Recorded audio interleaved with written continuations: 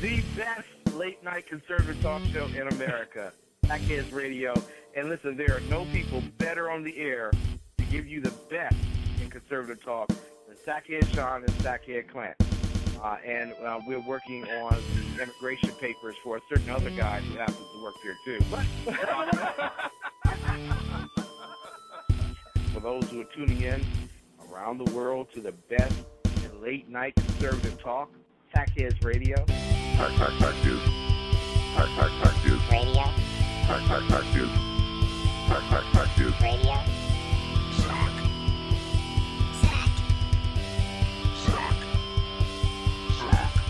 The best late night conservative talk show in America. In America. Into the silo. And in this web was a large, I'm pretty sure it was the biggest spider I've ever seen.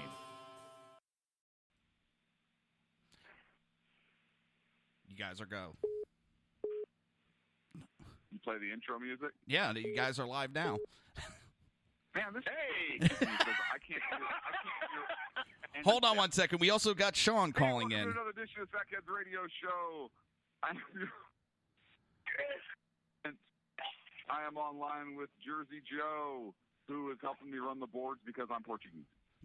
We also got Dan, and we got Sackhead Sean just called in, so I just patched him in. Now, hang on a second. Dan, welcome. Welcome. Sackhead Sean, your Sackhead Sean is dead to me because he's not at the board and you left the Portuguese guy in charge. I'm okay with that. I'm okay with that. How did your assignment go, friend? It went well. You know, I will have to say, you can still probably hear in the background, there's some kind of protesters arguing. Overall, it was a very safe event.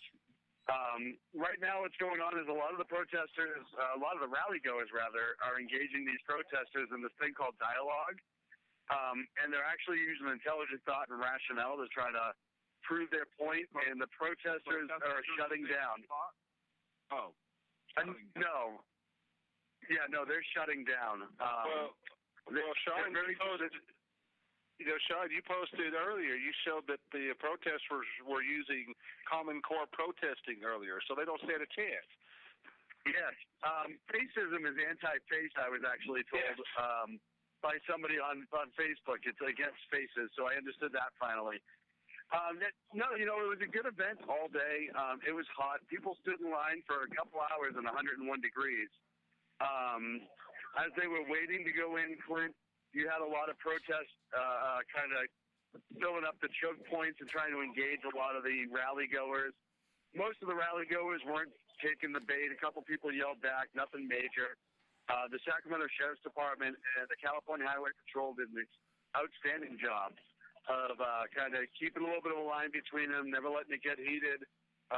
The Trump people themselves did a really good job of keeping the line moving and getting people into the event to avoid confrontation. So it went really well. After the event, like I said, they went to capacity really quick, and there was still a couple thousand people outside that I could estimate just being on the ground. And after the rally went out, most of the people left peacefully, and they're still leaving peacefully. Traffic. The worst part about this is me looking at the traffic to leave this place so far. So let me ask you this. You mentioned choke points. Now, when you say choke points, I think of like sometimes I've been to San Francisco. No, it's not like that. Clubs there, and some of the clubs are. Oh, it's not like that. Oh, and there's a group of supporters who are now engaging a couple of the protesters, as you can probably hear.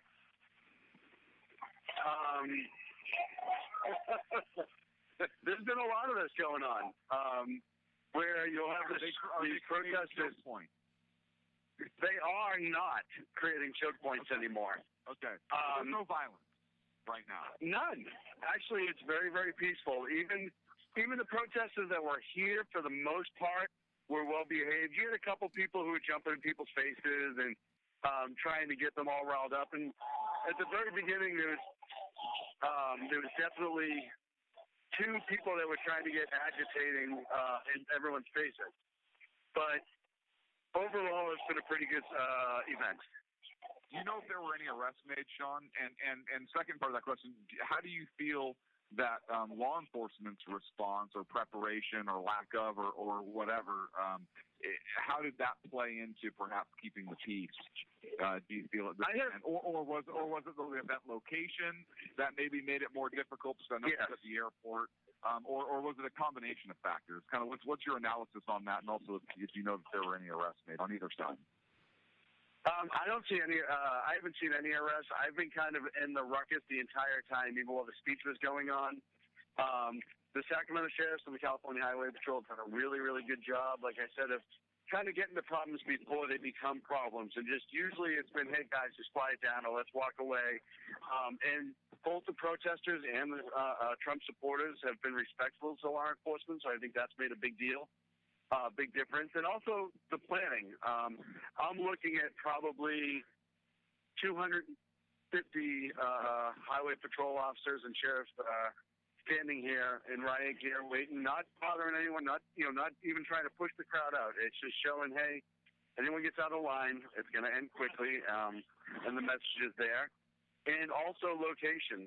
Clint, this airport is kind of far away from the metro area of Sacramento, further enough where you can't walk to it or ride a bike to it, and there's no mass transit that really comes up here. So I think that eliminated a lot of the problems that you would have, say, in downtown Sacramento or San Francisco or another major city, holding it in the metro area where people can access it, for public transport and all that other stuff. But I think that brings up an interesting point because that's an international airport. So you would think that there would be some kind of transportation services there if Sacramento had planned that out properly, which maybe they didn't. Or maybe they did. Maybe they were clairvoyant and they knew there'd be some major event out there where public transportation could be a hindrance. And so they planned ahead by about 60 years or so. I don't know. I'm just spitballing here. But, well, Clint, as you know, this was a former military field at one point that became the Sacramento field, that became Sacramento Airport.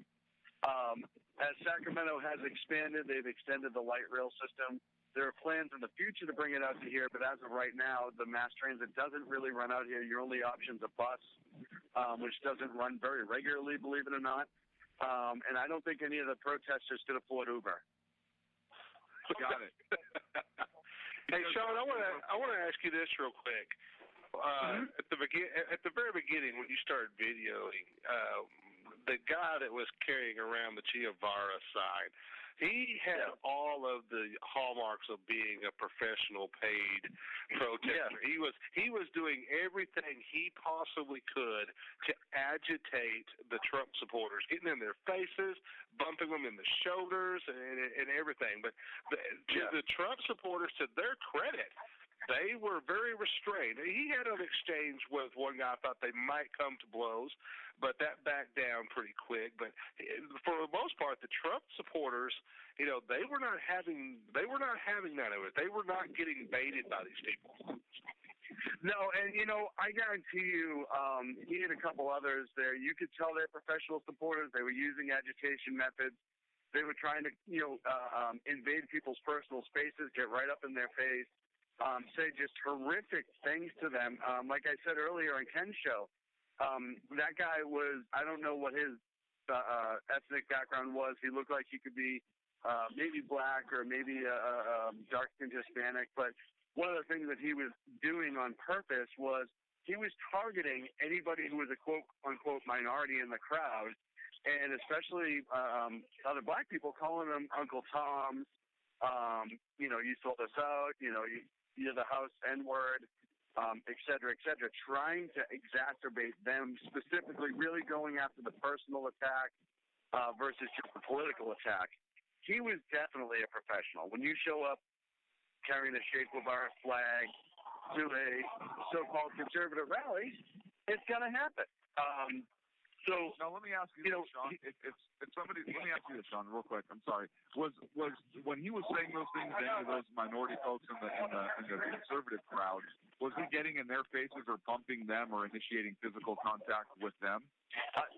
A couple times it was hard with my angle in the crowd that would form by the time I could get to it when it started to happen. A couple people said to me he did actually make contact. A couple people said he didn't. So I'm not going to say it definitely happened because I did not see it. But he was definitely doing everything but.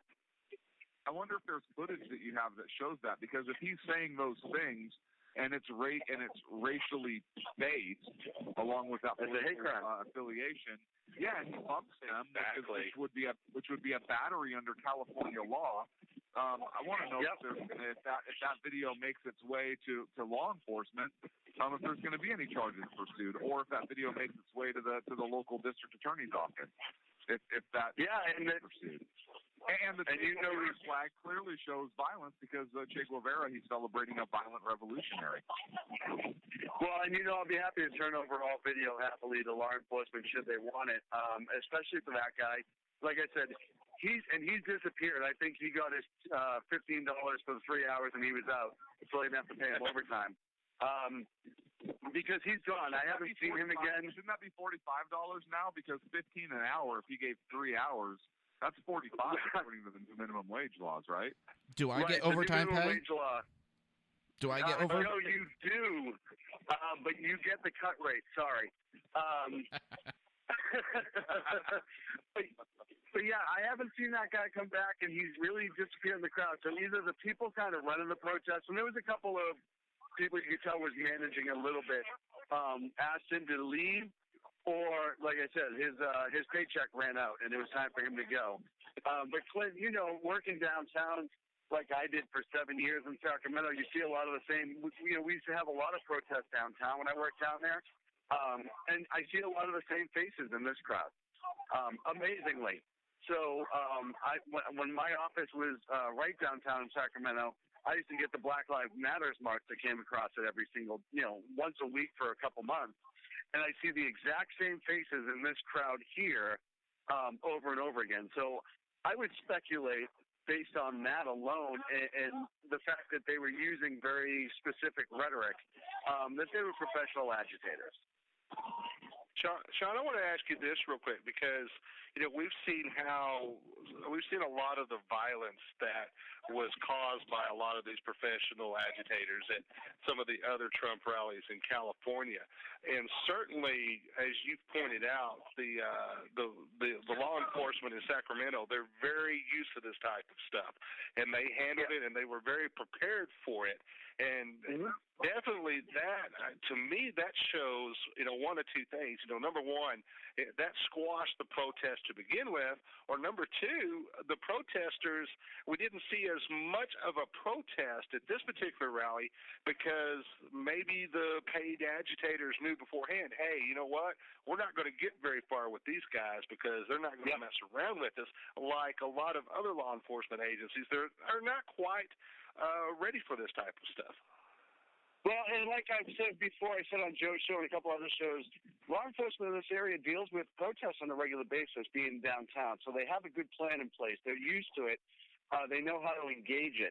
But I also have to wonder, too, because of that, if the agitator companies or whoever's paying these agitators said, hey, we're not going to throw that much money into this because it's going to be for a useless cause, and we're not going to pay your bail money should you get arrested because it's a useless cause, if a lot of people just didn't stay home. And again, location was a big deal too. I mean, this is a really difficult airport to get to unless you have transportation. Now, if you do have a vehicle and you did drive, this is actually an amazingly well organized event from the public safety aspect. They did an amazing job. You were in really easily. There was people showing you where to park. There was no issues in the parking lots. Getting out is proving to be a little difficult, but there's nothing more that could be done based on just the amount of people that are trying to leave at once. Sean, did you listen to Trump's message tonight? I did not. I tried to stream it. I kept trying to listen to it, and I kept getting interrupted. Like I said, the few protesters that were here kept trying to engage people, and I really wanted to stay on top of that because I thought a couple times that it might explode, but it never did. So I watched some of it on live stream, but how were the people who were there listening? How were they responding as they were coming out? Were you able to gauge the? As they were coming out, I talked to a bunch of people. Yes, they were very, very happy with it. His comment that I heard that he wants to debate that frickin' Hillary rang really well, and that was, the sentiment of this crowd in general. It's really funny to hear. Bernie Sanders wasn't even mentioned by a lot of these rally attendees. They just didn't care. It's almost like he's not even on their radar at this point, and rightfully so. The Democrats won't let him be on the radar. Pardon me. But what you did hear a lot is the very anti-Hillary sentiment. Time and again, and now it looks like law enforcement is starting to remove some of the protesters peacefully, ask them to disperse because they're creating a hazard in the parking lot. And then watching it right now, the same couple protesters who've been the most vocal and have caused the few skirmishes that we've had, or not, I wouldn't even call them skirmishes, that's an overstatement, have been asked to leave by law enforcement. It looks like they're complying now. So, but there was definitely an anti-Hillary statement that rang through and through. A lot of talk about Benghazi was heard. A lot of talk about the email investigation. A lot of talk about everything, the 3 a.m. phone call, over and over again, from all the people that were coming out and going in that I talked to. You definitely heard that from them. Sean, I want to bring this up real quick because because I actually watched both speeches and watched it. The Bernie Sanders speech right before Donald Trump's tonight, the crowd was real subdued versus what you've seen in past Bernie rallies. There was really not that large of a crowd, very quiet. They were cheering on his usual talking points, but not the real rah-rah excitement that we've seen before. You're getting the same thing, and you're getting the same thing in California with Hillary's speeches as well. It's like they're not engaged. They're like, man, don't we have somebody else to choose from? But what you're seeing with Donald Trump now that he has secured the nomination and he is going to be the GOP nominee, all of a sudden we saw a lot of excitement with Donald Trump before, but now in his rallies he's starting to get more focused. Yeah, he's getting he's hitting on a lot of points, attacking Hillary on bills passed, their treatment of women, on Benghazi, the email stuff like that. But they're also getting real excited because he's getting more specific on a lot of the policies, and you're seeing that in every speech that he does, and that is really getting the crowds engaged. That they're hearing. You're seeing. I think we're seeing a different Donald Trump now than what we saw, early on in the GOP primary. You're seeing a guy he's taking on. He knows that he is the GOP nominee, and he is taking on that role. And the crowd is certainly reacting to that with their excitement. I see the crowd's getting more excited about Donald Trump. Well, and I think you nailed it, though. I think he's now general election Donald Trump. Right. I think he knows that he needs to start showing his policy, start laying it out, which he's done so far, the last couple speeches, I should say.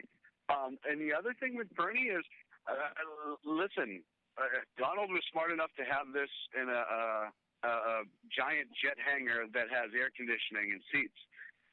Bernie's was outside in the city of Davis, just up the road. It was 103 degrees.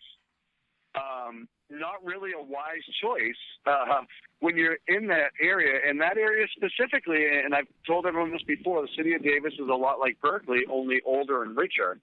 So you're going to have a lot of older people in that area, too, that probably weren't too excited to be out in 101-degree temperature.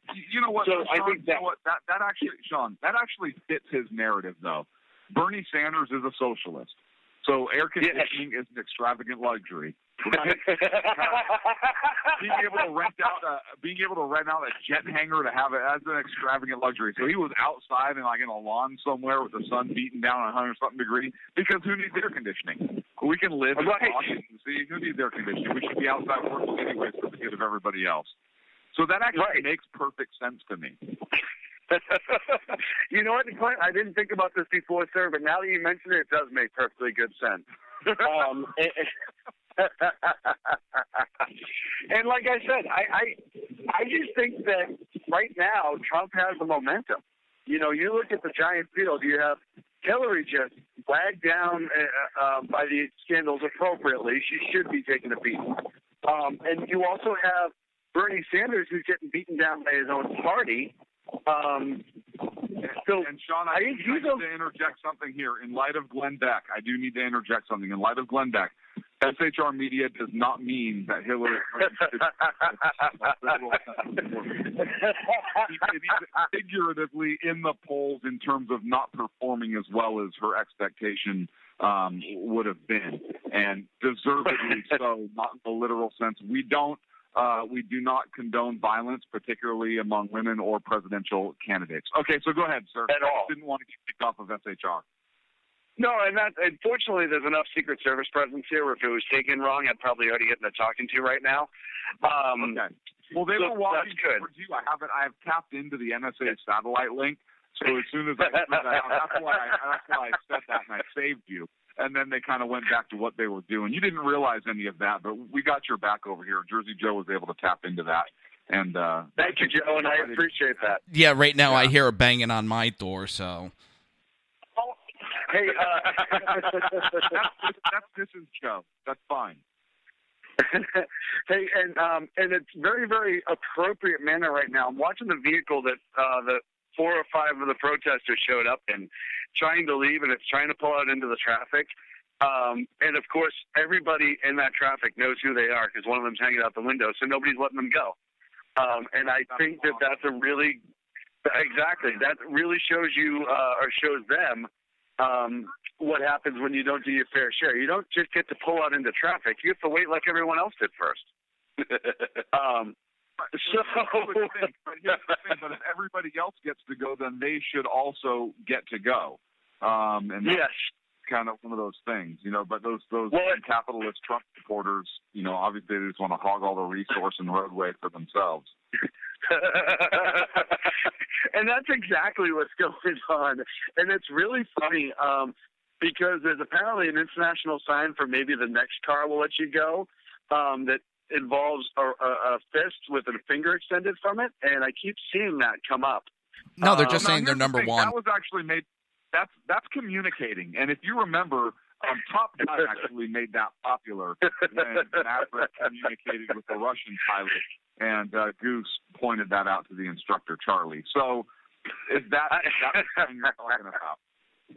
That is exactly the international sign I'm talking about. So. I just find the comedy in that.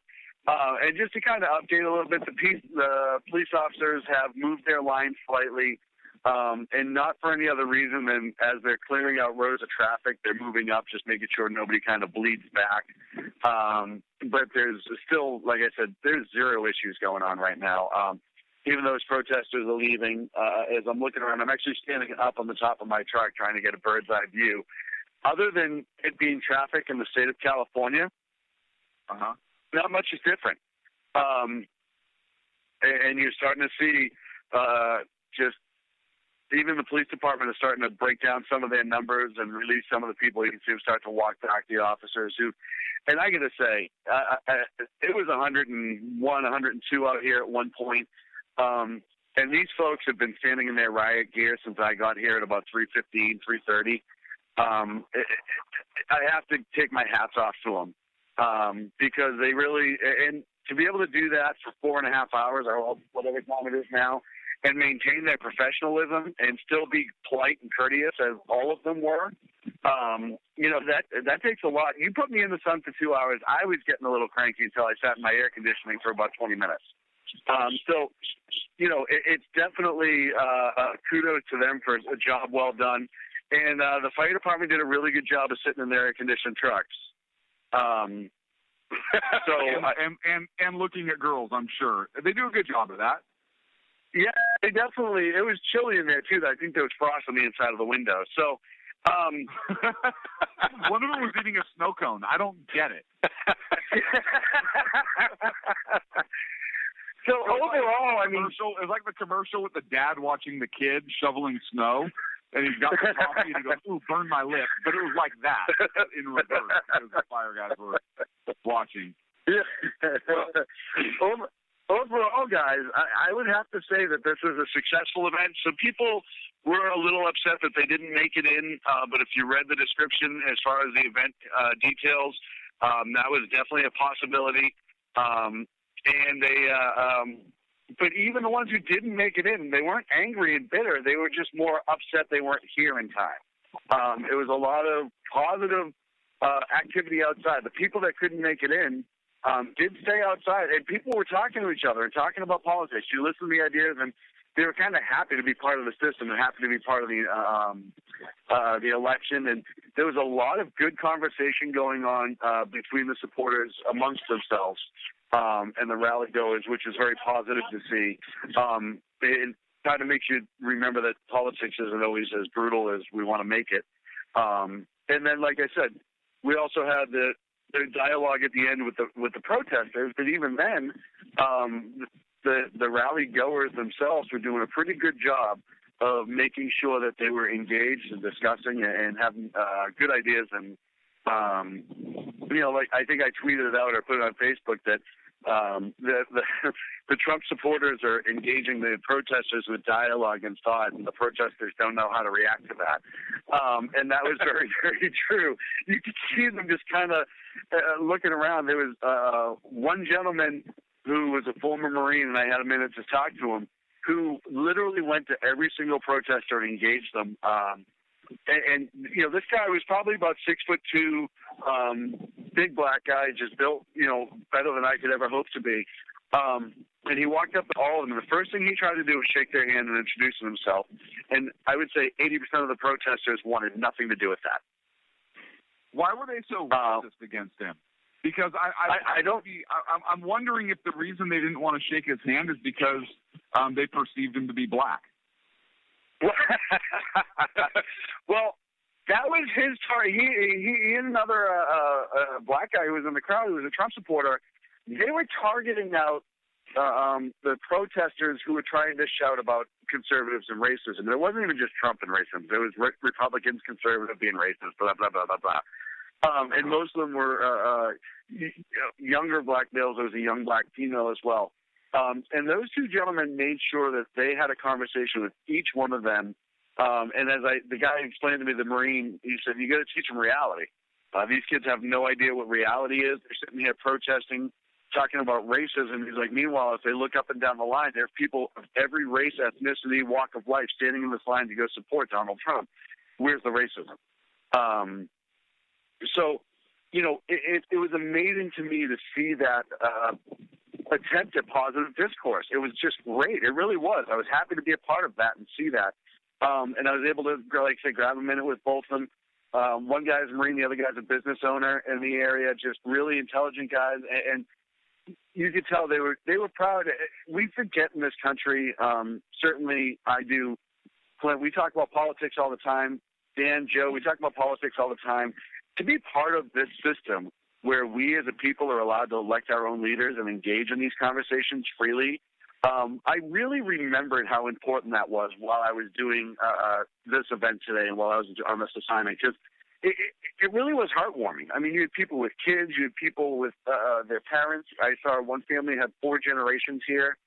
3 of the fathers were all 3 generational fathers were all veterans. One of the other things too and I only heard this, I didn't get to see it because I didn't get to see it in time, is the Trump people were allowing veterans in first for the event, which I thought was pretty classy as well. Veterans and the elderly because of the heat. So, but just to see the system in motion and see that, be part of that action and look at the way people were reacting to just being at this event was pretty impressive. And it does remind me how important our system of government is and how lucky we are to live in a great country where we can elect our leaders. Sean, I want to bring this up real quick because you bring up something very important. This is a side of the Donald Trump events. This is a side of Donald Trump that you do not see from our friends in the liberal media. They are going to a Donald Trump event specifically looking for the agitators. They're looking for the quote-unquote violence. And, moving forward, it looks like the Trump campaign has certainly addressed a lot of this in the way they're handling the events moving forward. You're certainly seeing the different tone from Donald Trump. You're actually seeing, getting a good picture of Donald Trump supporters engaging. And you're starting to see, really a lot of the Republicans that said they would never vote for Trump coming to the side saying, okay, this is what we've got to do, unify the party moving forward. Now, tomorrow night, Trump's going to be in an entirely different venue. He's going to be in San Jose, California. He's going to be at the San Jose Convention Center. And obviously, I know nothing about San Jose. You guys probably do, living there. Obviously, there's going to be a bigger opportunity just because of the different type of venue for the protesters to be there. And, of course, the liberal media will be there. That's all they will be focusing on.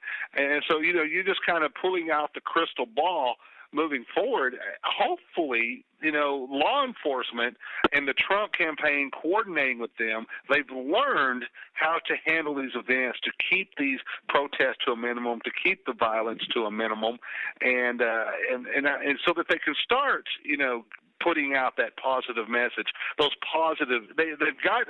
That's one thing about Trump. He's had a real problem with negative images in the liberal media. That is what you see. That is what that Hillary Clinton's going to try to run against him on. That he's an agitator. Blah blah blah.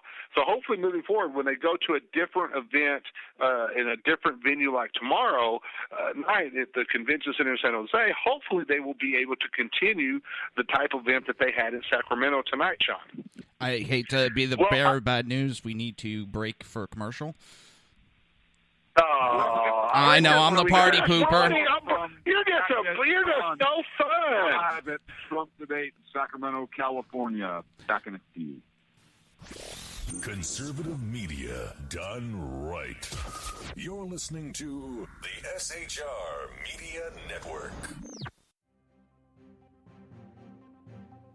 Breaking news. According to the latest report coming out of SHR Media, a merchandise store to support both the Reaver of Common Sense and SHR Media has just been unleashed to the general public. Be forewarned that this site can be contagious and numerous items can be purchased to support the best news programming. Go to Reaver.one website and click on the store link to check out the merchandise.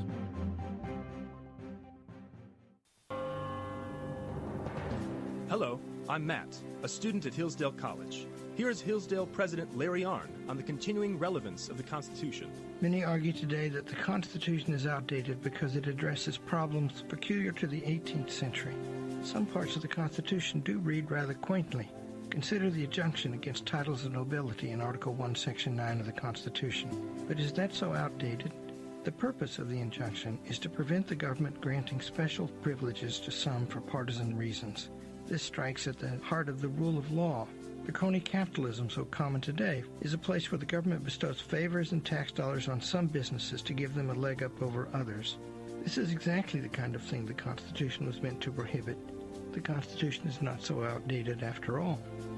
This Constitution Minute was brought to you by Hillsdale College. To join the national conversation on the Constitution, go to constitutionminute.com. Times are dark. The people misled by corrupt politicians, lied to by establishment media, and deceived by the false messages of Islam. A nation in confusion needs a guide. It needs a man with a cane. I'm Dave Milner. Join me on Spreaker, SHR Media, High Plains Talk Radio, Live Rebooting Liberty, and YouTube for a unique brand of commentary on the unpleasant blind guide. Because truth is not always pleasant. In a world controlled by corrupt politicians. You got a business. You didn't build that. A team of ordinary men emerge from the ashes to give voice to the voiceless and hope to the hopeless. Sackhead Sean.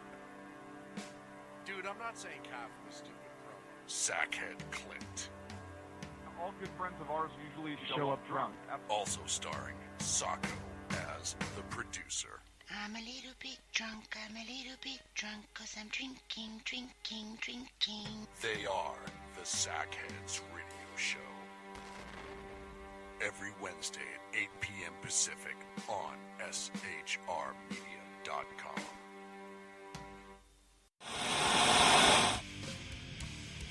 Beware, the Jersey Takeover is here. Every Monday through Friday, 11 a.m. to 1 p.m. Eastern Standard Time.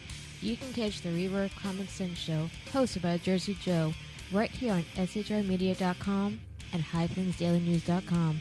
Only Jersey can deliver hell like no one else, so consider this your fair warning.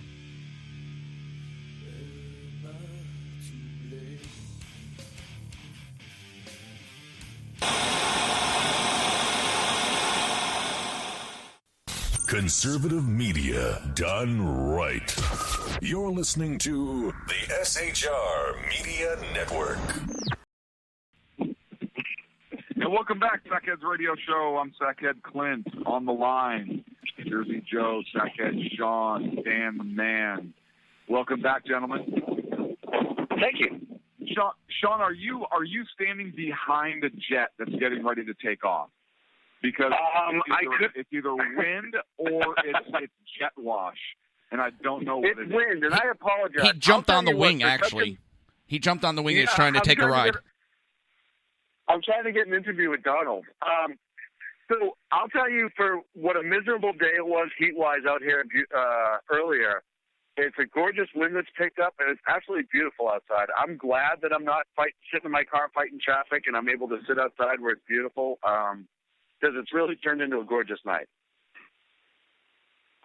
Before the break, beautiful here in the studio as well. Thanks, Sean, for sharing that with us. It's still raining here in Texas. Dan, make sure you have your floaties on. If I could get a pizza delivered and a case of beer, I'd spend the night here. Before we went to break, Dan, you asked me about San Jose and how, if it was a Trump event, coordinators that will be able to duplicate kind of what happened here. And I don't know. If I remember right, the convention center is pretty far downtown. Hold on. That was, I think that was Donald J. Trump taking off right there. Absolutely was. So I think the convention center is downtown. And that's going to obviously prove difficult for law enforcement to be able to kind of keep the distance like they did here. Also, it's just south of San Francisco, so you're going to get a lot of the protesters that would be in San Francisco, Oakland area shuttling on down. I hope that San Jose law enforcement is looking at what Sacramento did today and adopt that approach of just overwhelming force, seeing problems before they started. That's the Bay Area. Absolutely not. Can we send Sacco to it?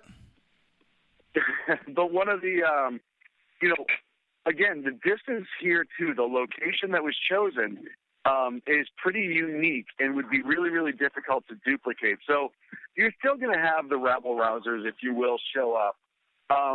But like I said, in California, I think one of the biggest things right now for the Democratic supporters is they're more angry at their party than they are at Trump. And I think there's a lot of energy going to the California Democratic Party that probably would have gone more towards Trump at this event should Bernie felt like he was getting a fair shake. And Dan, I mentioned this earlier with you and Clint. I'd like your feedback on this. If you are a Democratic strategist right now, don't you think it's time to maybe push for Hillary to get the conviction? That way you can actually focus on pushing Bernie to the front and maybe be able to get him more votes than he would get right now. And seriously, just cut bait, because she is dying in poll numbers right now and he is rising. And if she's around and they let her become the nominee and then she gets indicted, you could see they know that possibility is there. And with more and more evidence coming out, they have to start thinking about cutting bait, right? Well, you would think that, but here's something. I put up a poll tonight in Ken's chat room. It shows that there's only a 2-point separation between Hillary and Bernie right now in California. Now, that's one poll. On some other polls, you'll see a 5% split. In some polls that you're seeing that are run in really liberal areas, she has a 10% lead. But bottom line is Bernie is within striking distance of her, and much like in 2000, now we are a lot further along than 2008. But you're seeing the same kind of thing happen with Hillary that happened in 2008. Hillary fatigue, Clinton fatigue. They're sick and tired of it. And I think the Democrats at this point are sick and tired of it. They're sick of all the scandals. They're sick of all the lying. They're sick of, just listening to her makes your skin crawl. And then people are thinking, and then you're looking at the possibility of Bill Clinton being back in the White House with access to interns again. She's going to spend her entire presidency keeping him out of jail. And people are sick of that. And here's the thing: on the left side of the aisle, a lot of the same things that are appealing to people on the right side of the aisle to Donald Trump, that is what is appealing to people to Bernie Sanders. They're sick and tired of business as usual. Now, personally, I would love to see Donald run against Bernie because it would be a landslide. I think Hillary has a better chance, but somewhere you have to stop and think that Hillary's folks have to be scratching their heads, especially Hillary and Bill themselves, going, this is deja vu all over again. Yeah. This is coming back to bite us in the ass. Can I jump in on that one? Oh, go ahead, Joe. Sorry. No problem. Yeah, I got something next. I know the polls are not accurate, and I know that, and I know the online polls can be sketchier. But every single poll that I see online when it comes between Hillary and Trump, I always see a major landslide of, a 40-50% difference between Hillary and Trump, with Trump winning. How much is it the left side of the media holding her up in these polls, trying to? Yeah, I don't think she has the popularity that everybody is giving her credit for. I really do think that it could be a landslide for Trump with no problem. I worry about Sanders because I think Sanders, with all the free bull crap, can pull one out like an Obama. So here's something that I think. I think the Democrats don't want Bernie to get out yet in case Hillary's indicted. The deck was stacked against Bernie Sanders from the beginning. Hillary was crowned as the one who was going to get the party nod from the very beginning because the Democrats have a rigged system. So she is going to get the nomination, barring something catastrophic. Bernie Sanders is staying around, I think, to stay relevant in case Hillary gets indicted. Now the delegates are released; they can cast the votes. They'd switch to Bernie Sanders, and the Democrats still have a relevant candidate. Because if Bernie pulls out now, and let's say Hillary gets indicted, he now has to gain steam back up and catch up while Trump's just going to continue to steamroll the entire time. So Bernie has to stay in it up to the convention from a Democrat perspective, I think. Now, here's the interesting thing. I think something that I haven't heard a lot of people talking about, I don't know that I've heard anybody talking about, is the possibility if nobody gets 270 electoral votes.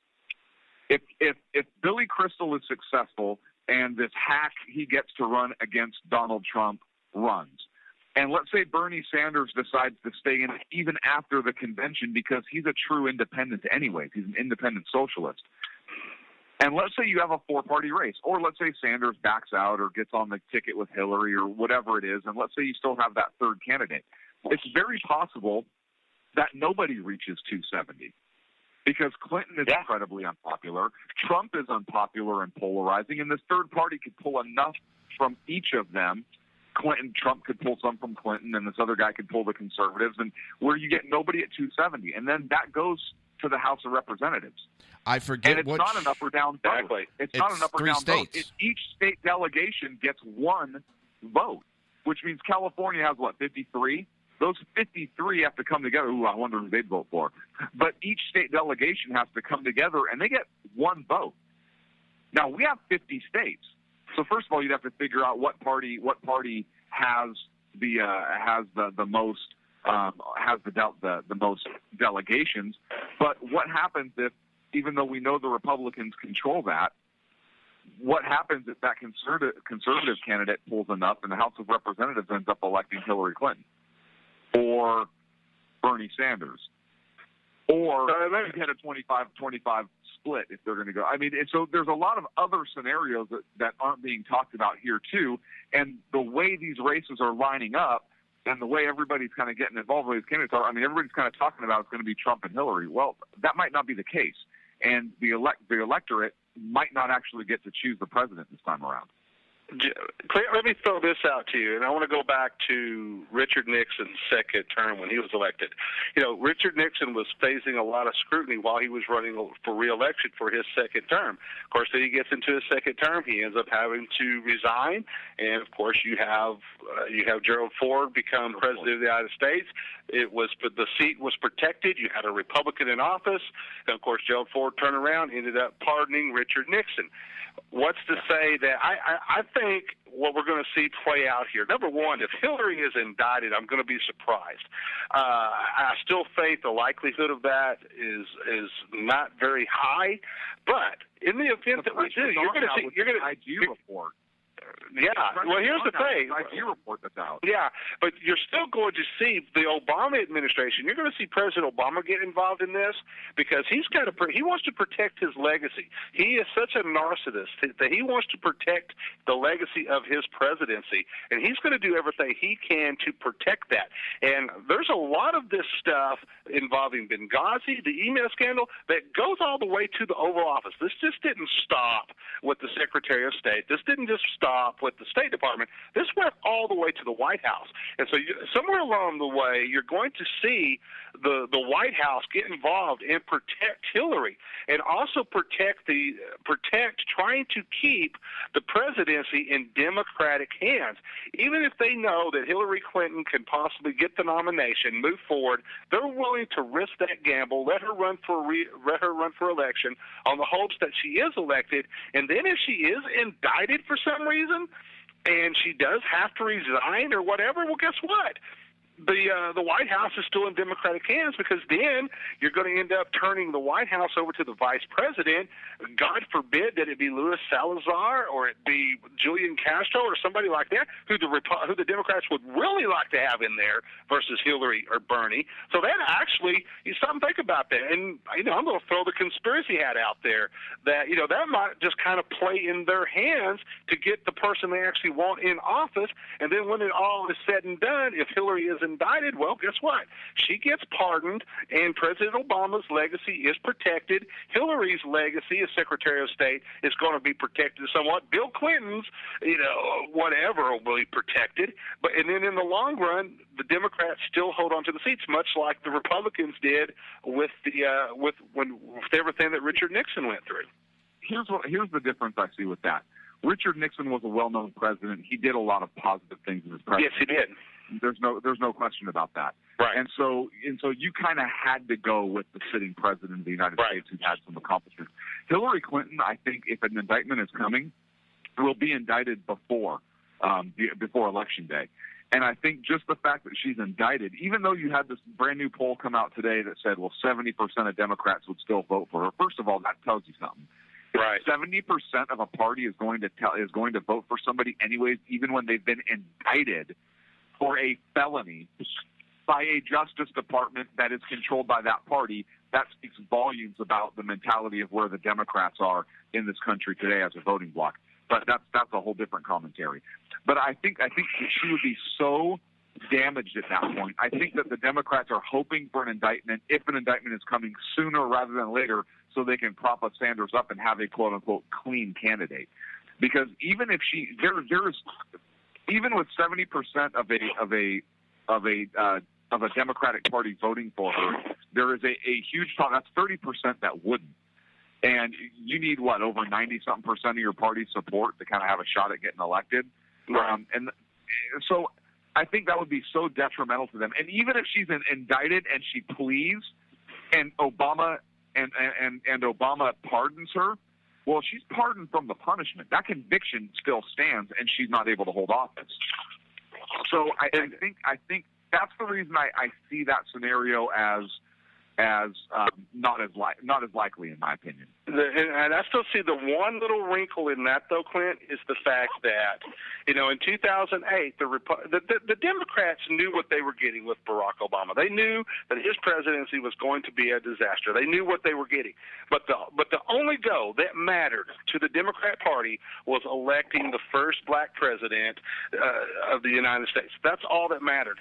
And time after time after time, when you sit here and visit with Democrats, when you visit with progressives, liberals, or whatever, bottom line is, when it comes down to the hardcore, everything that Hillary has done, be damned. Covering up for Bill Clinton and his abuse of women, her actions that led to the death of 4 Americans in Benghazi, all of her lying dealing with the emails, and everything going forward, all of the stuff that is happening. There's lots of evidence that we could see some money laundering taking place with the Clinton Foundation. Where the hell did all of that money go that was supposed to go to Haiti? We're still going after that. But bottom line is, we sit here and we preach that. Clint, you do, Sean does, Joe does. We sit here and we preach that over and over again, present the evidence, but they don't listen. And the reason being why is the ultimate goal in 2016 for the Democrats is to elect the first woman president of the United States. And to them, that is Hillary Clinton. Her being indicted, that's just a little side thing. They can still say later, hey, we're the party of women. We elected the first woman president of the United States. Everything else, be damned with these people. They don't care. Yeah, but on that, as everybody said, Obama is about his legacy, and he doesn't want Hillary attached to his legacy. Because if she gets elected, her being the secretary of his state and all that, it's going to be attached to his legacy, and then she's going to overshadow his legacy. See, that's why I don't think he doesn't want her to become president.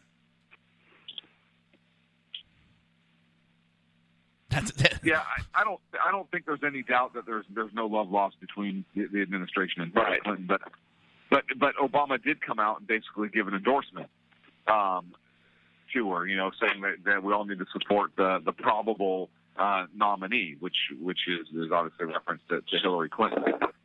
So much like there are folks who may not, conservatives, Republicans, who may not have necessarily wanted to get behind Trump, Obama maybe necessarily didn't want to get behind Clinton, but as of right now maybe had to. So he could say he did that and supported the leader until something happens, until an indictment comes down or something where she would be forced out of the race. And if not, well, he still backs her. And I think I wouldn't be surprised, honestly, if no indictment came down, which would piss me off on a whole other level. But it's going to be more difficult for the Justice Department to do, given the IG reports and statements and so forth that keep coming out. I think it's going to be very difficult for them not to do that. But I think it should be very wise to pick Bernie Sanders as a running mate and pick up all those votes and partner with him, even though she might not want to.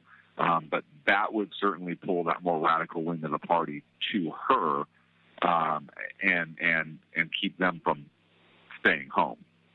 Well, I see this, though. I see a lot of the people that are going to Bernie Sanders, they hate the Clintons. These are the folks that have actually started finding out, hey, you know what? Hillary Clinton and Bill Clinton are actually some bad people. Hillary covered up for all of Bill's hatred and abuse of women. They've been laundering and taking money away from the poor people through the Clinton Foundation. I think the people that are supporting and getting behind Bernie Sanders on the Democratic side, they hate everything that Hillary Clinton stands for. And I think, they do, quite honestly, a way to get him back. Well, I don't think they'll go to Hillary. I think you had Gary Johnson, who's the Libertarian candidate, come out and say he agrees with 73% of everything that Bernie Sanders stands for. I think they do one of two things. I think they either go over to Gary Johnson, they go over and cross over and support Donald Trump, because there's so many similarities in what Trump and Sanders stand for. And I also think you see the type of effect that you saw in 2012 when the Republicans stayed home, when the ultra-right, the Christian right, stayed home and the conservatives stayed home because they did not want to vote for Mitt Romney. The same thing could happen on the Democrat side as far as them staying home and not voting for Hillary Clinton, just because the people that Bernie Sanders are appealing for, they're the anti-establishment. They see Hillary Clinton as establishment, and they don't want to have nothing to do with that. And I think they would stay home, or they would get behind somebody like Gary Johnson, but that would play into the hands of Donald Trump, and that comes into play. It's very important who Donald Trump picks for his vice presidential running mate. To kind of offset some of that. There's so many dynamics at play, and Gary. Clint has discussed one theory. Sean has discussed something else.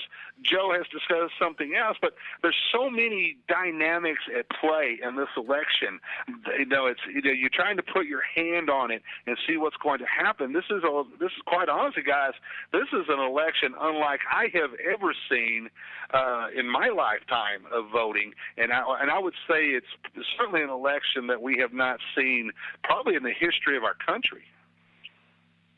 Oh, I would agree with that wholeheartedly. I think that this is an animal of which we do not know. I think one of the amazing parts about this right now is, as I've said before, and all you guys were on board with it, and I'll hold you to that forever, this is the election of not politics as usual. This is the election of the anti-politician. This is the election that we are sick of Congress. We're sick of politicians who just sit there and lie to us. And it's going to be different. And if that means that we have to elect Donald Trump, who, he may be a little uncouth at times. And I had this argument with somebody a couple weeks ago, earlier this week, about how oftentimes I have been attacked for being uncouth, or sometimes say things in a manner that gets taken wrong because I'm overly direct. I understand that. And listen, I'm not saying that I'm a Trump, everything that Trump stands for, I am for. But I certainly have more association with a Trump presidency than I do a Hillary or a Bernie. And Clint, I'm still, he's sending me love messages via text messages. I'm on the phone. And I'm trying to get out of here. I heard and it was, I had to laugh because I know what I sent you, which is funny to me, given the reaction while you're trying to talk about a serious issue. Tom, the odds of me getting there in time are slim to none. The line is still pretty incredible to leave here. There was a lot of people here, man. A lot of people.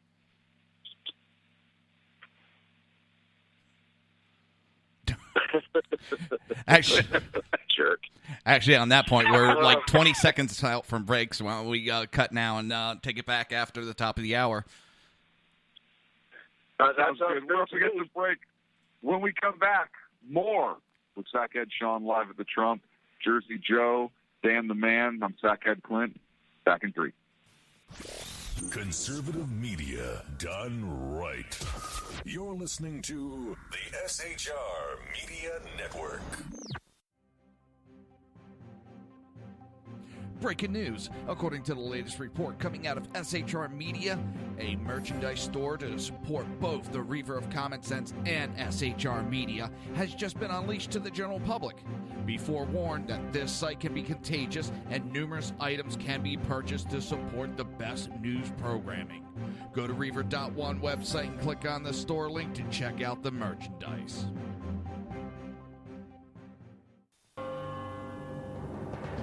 Hello, I'm Matt, a student at Hillsdale College. Here's Hillsdale President Larry Arnn on the continuing relevance of the Constitution. Many argue today that the Constitution is outdated because it addresses problems peculiar to the 18th century. Some parts of the Constitution do read rather quaintly. Consider the injunction against titles of nobility in Article 1, Section 9 of the Constitution. But is that so outdated? The purpose of the injunction is to prevent the government granting special privileges to some for partisan reasons. This strikes at the heart of the rule of law. The crony capitalism so common today is a place where the government bestows favors and tax dollars on some businesses to give them a leg up over others. This is exactly the kind of thing the Constitution was meant to prohibit. The Constitution is not so outdated after all. This Constitution Minute was brought to you by Hillsdale College. To join the national conversation on the Constitution, go to constitutionminute.com. Times are dark. The people misled by corrupt politicians, lied to by establishment media, and deceived by the false messages of Islam. A nation in confusion needs a guide. It needs a man with a cane. I'm Dave Milner. Join me on Spreaker, SHR Media, High Plains Talk Radio, Live Rebooting Liberty, and YouTube for a unique brand of commentary on the Unpleasant Blind Guide. Because truth is not always pleasant. In a world controlled by corrupt politicians, You got a business. That you didn't build that. a team of ordinary men emerge from the ashes to give voice to the voiceless and hope to the hopeless. Sackhead Sean. Dude, I'm not saying cough from a stupid program. Sackhead Clint. All good friends of ours usually show up drunk. Also starring Sacco as the producer. I'm a little bit drunk, I'm a little bit drunk, 'cause I'm drinking. They are the Sackheads Radio Show. Every Wednesday at 8 p.m. Pacific on SHRmedia.com.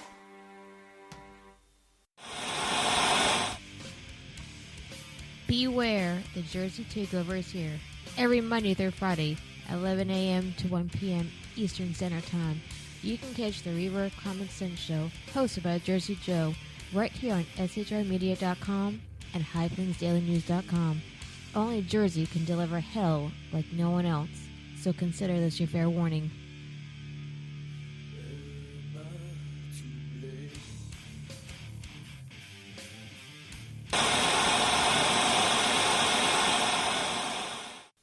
Conservative media done right.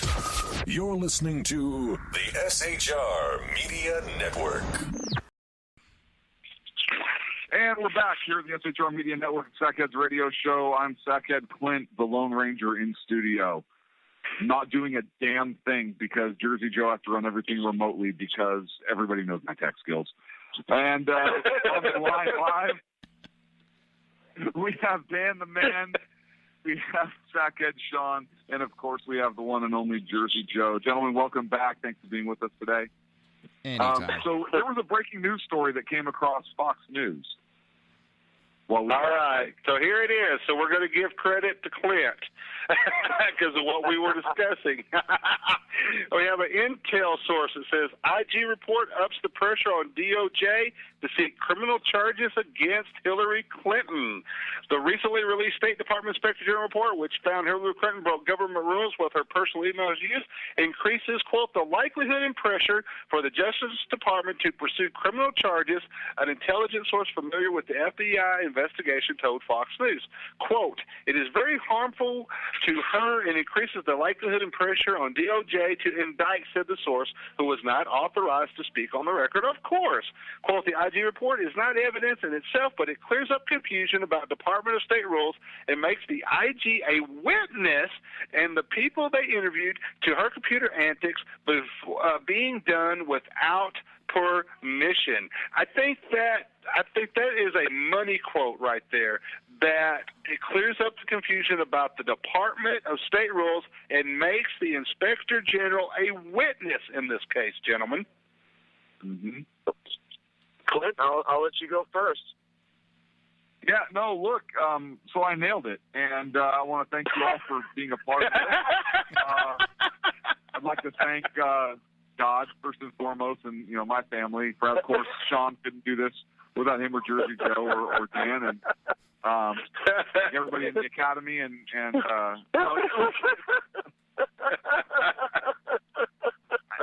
I think this certainly points to her gross negligence.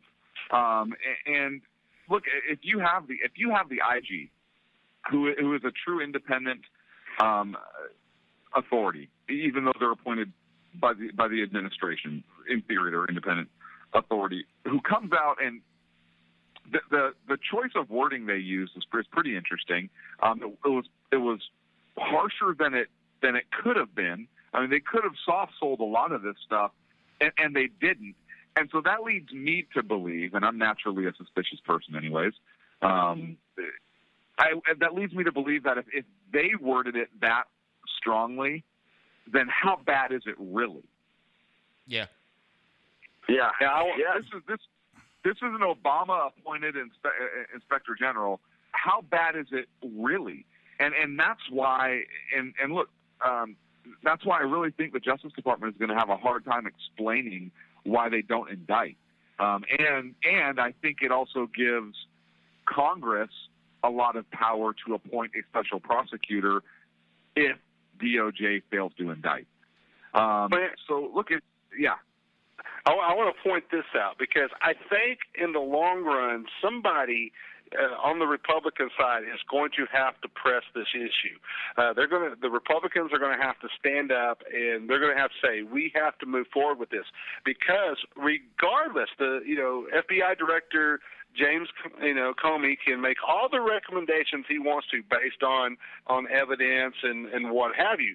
But the ultimate decision is finally going to rest with Attorney General Loretta Lynch on whether or not to pursue criminal charges against Hillary Clinton. It's going to boil down to and let's face it, Loretta Lynch is going to do whatever her boss tells her to do or allows her to do, and that being Barack Obama. And so you have to question, okay, are they willing to run the risk of exposing any involvement that the Oval Office itself had in this?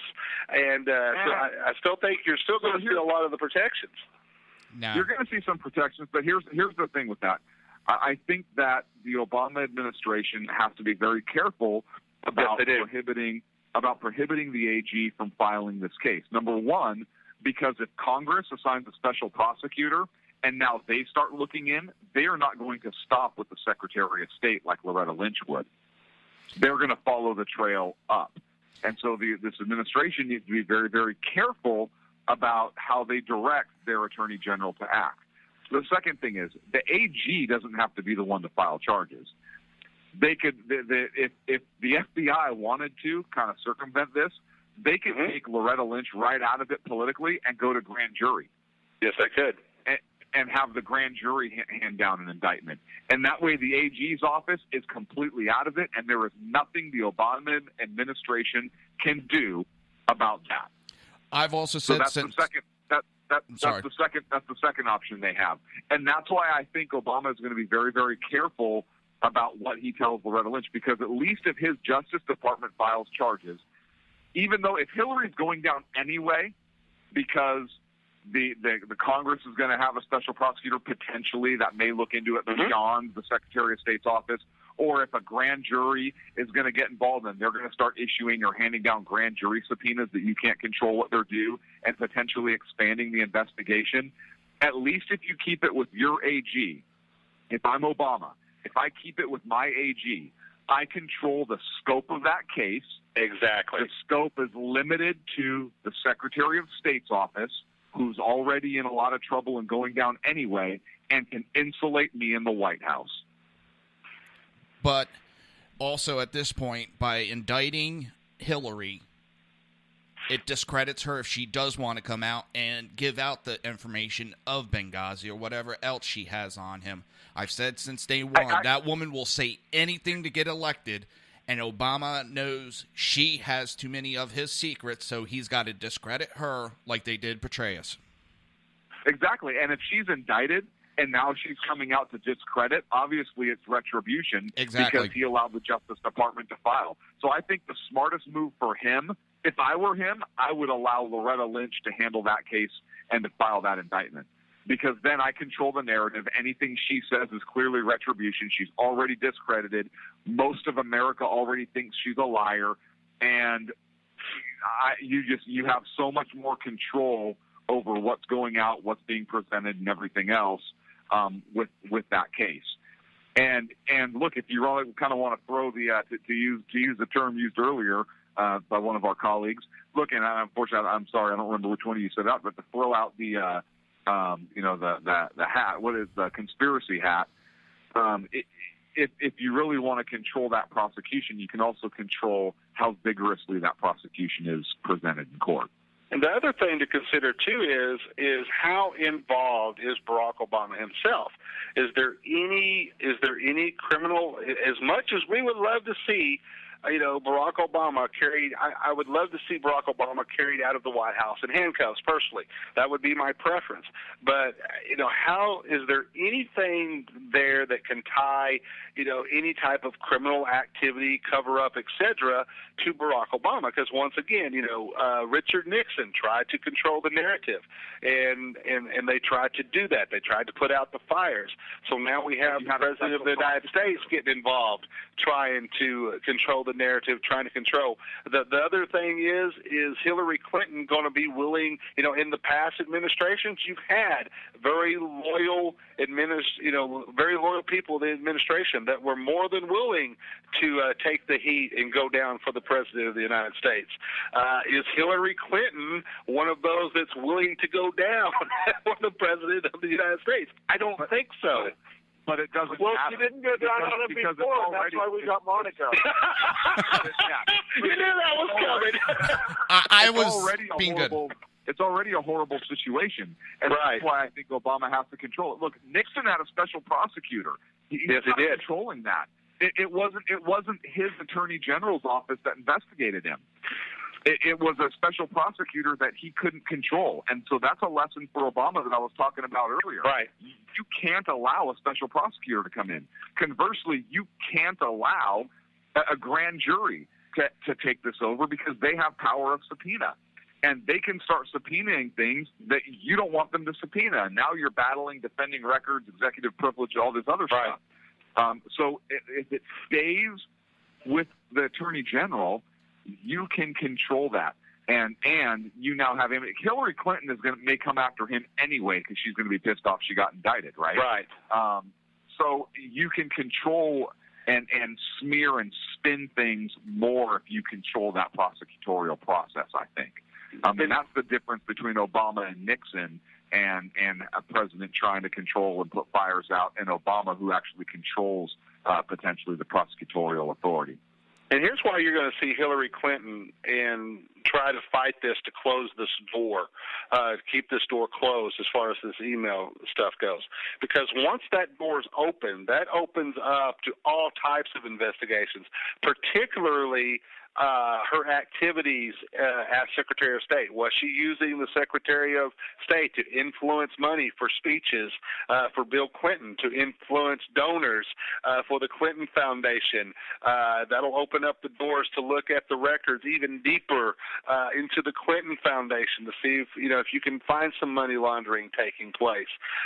This is, any way you look at it, this is going to be a nasty, nasty fight if it goes forward, and it's going to, we've seen the Clintons get out of a lot of things before, but this is a little bit different because everything's kind of coming together with this, and you're going to see the Clintons put up a fight like they never have before. They're going to pull out every bit of influence that they still have. They're going to pull out of every bit of influence that they have on the Oval Office. I still think the Clintons, even though they do have a rift with the Obama administration, I think that they do have some influence over the Oval Office itself. And so all of that's going to come together and open up. And guys, myself personally, that's the perfect storm. I would love to see the Democratic Party completely implode upon itself with this and move forward. Will that happen? I don't know. Clint makes the argument for. I can make the argument that it will not. Joe can make arguments and stuff in between, what have you. It's going to all depend on what we actually have, what we can actually pull out as far as evidence to keep that door open. Because if that door closes, well, then she becomes the nominee, and then we move forward as business as usual. Yes. But I think that those other things that you're talking about is kind of the big hammer that the administration and the IG can hold over her head. Oh, yeah, you want to come after us for this? Hey, that's fine. We can expand our investigation. Yeah, but don't forget, Bill Clinton's going to be helping. Start looking into this. So you really start controlling that narrative.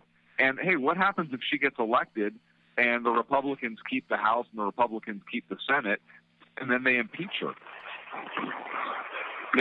You end up with, you're going to end, once again, we go back to the original scenario I talked about. You're going to end up with her vice president there, and they're going to maintain the White House. Yeah. The Democrats, here's the thing. The Democrats actually, in my opinion, the Democrats win more if she is indicted and has to resign. The Democrats win more if she is the nominee, she wins the White House, and then later on she's forced to resign. I think they actually win more because at that point, then they're going to get who they want to be the face of the Democratic Party moving forward, whether that be, and I've even thrown out the scenario in the chat room earlier that, you could possibly be with the scenario that the Democrats are wanting to have the first female president. Well, they might want to have the first female vice president too. So you could have a Clinton Warren ticket in there just in case that should happen.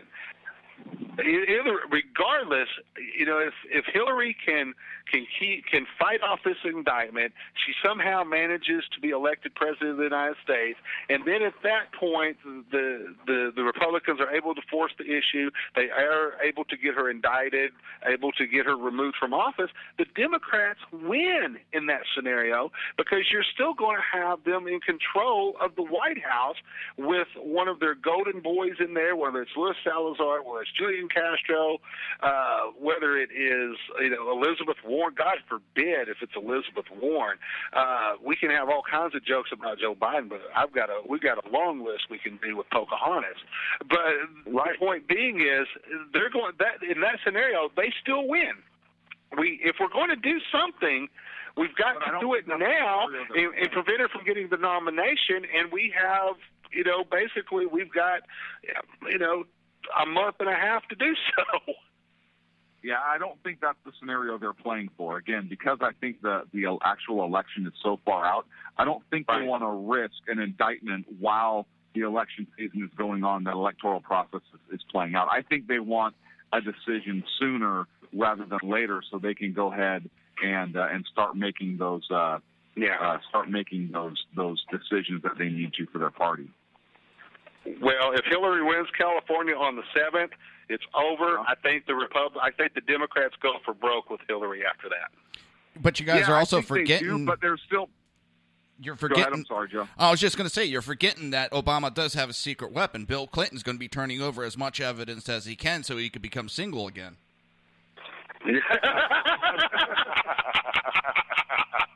That's his get out of jail card. That's his get into an intern card. Yes.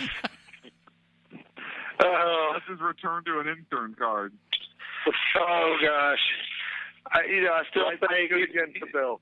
You almost want Hillary and Bill to win just so we've got 4 more years of great Bill Clinton and Anthony Weiner jokes to go on. That's a whole other subject. Well, I told you that I hope that somebody doesn't tell Biden that it's time to leave the White House and they just keep paying him. Yes. He comes up and gives speeches every now and again. Yes. Oh, yeah, just because it's good for our business. Yes. No, they just keep moving his desk lower and lower until he's in the basement and arguing over a stapler. He's like the guy from Office Space. Like, he'll be there like, I want my stapler. Turn this thing like that. Well, I mean, just flash forward to, next February.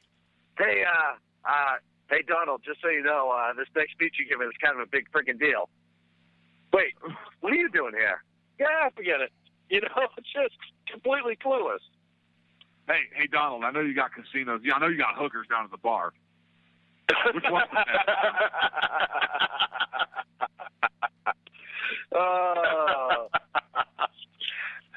So, Sean, how are you doing on making your way out of the parking lot? What's the update there? I'm actually officially starting to drive forward. Congratulations. A majority of the crowd has left. So it's literally me, the janitors, and that's about it left at this point.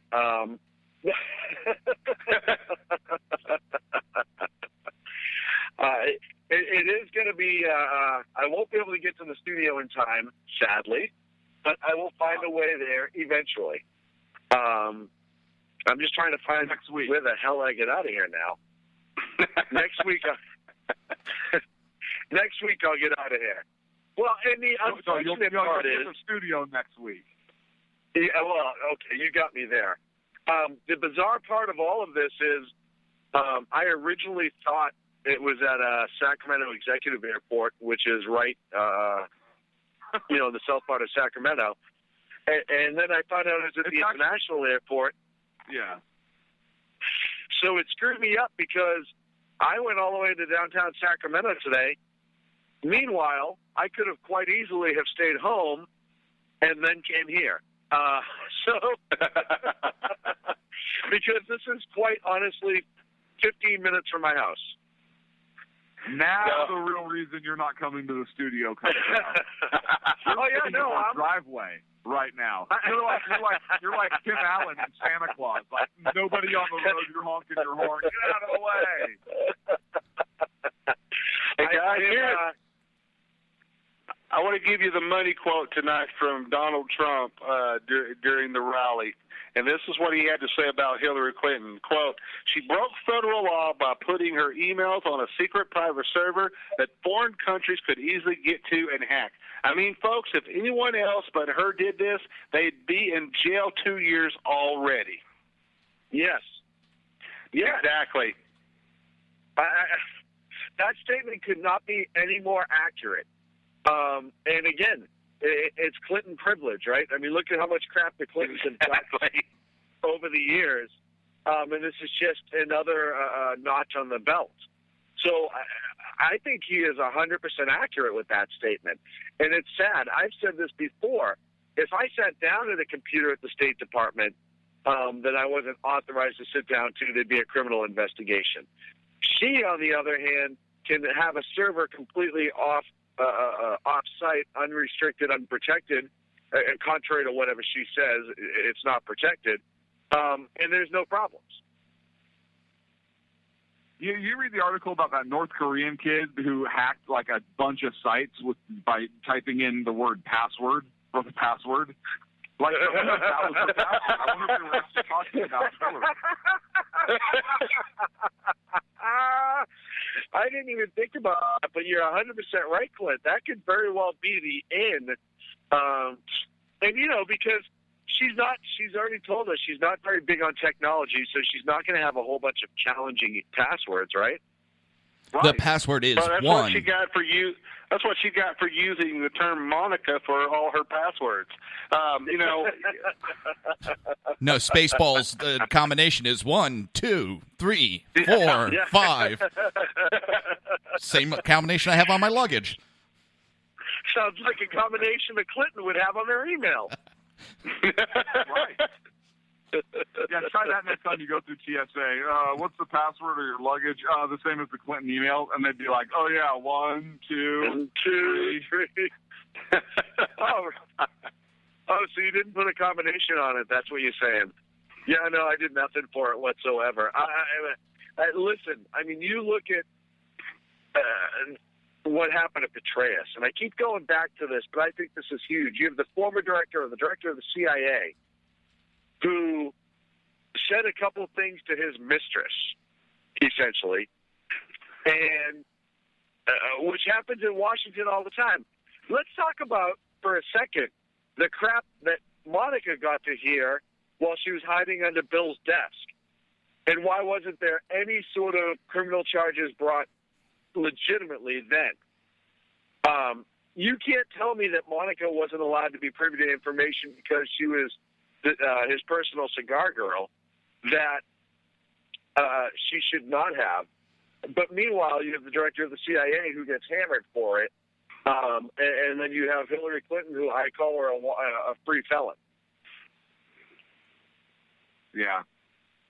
So basically, Monica was walking around cigarette. Guys, the best-selling tell-all book in the history of publishing would be Monica Lewinsky if she came out and told everything that happened and that she knew. And this has to, and I bring that up for a reason, and it has to do with, we're talking about the likelihood of Hillary being indicted and stuff like that. But stop and think. Monica Lewinsky, all of these years, has been silent. She's given an interview here and there, but she's never really talked about what happened. She's never really talked about the affair. She's never really talked about how the Clintons put pressure on her to be silent, et cetera, et cetera. She's never really talked about that. So you have to wonder what type of the Clintons have always done a good job of having something on somebody. And so you have to wonder, do the Clintons have something on somebody moving forward that will take the fall for Hillary involving all this email stuff in the event that she's indicted? Well, first of all, Bill was on her. Second of all, he decided to keep quiet because he had something shoved down her face. Right. So, well, I'll be completely honest. How much of it is a safety factor? And listen, my friend Sammy Jackson wrote that article, The 37 Bodies of Hillary Clinton. Right. There's a reason to be concerned if you're Monica, right? I mean, well-known people close to the Clintons have perished in magical ways. She did come out last week, though. Nobody heard it. She came out last week. She made a statement. She said she would not be supporting Hillary Clinton. The last Clinton left a bad taste in her mouth. Yes.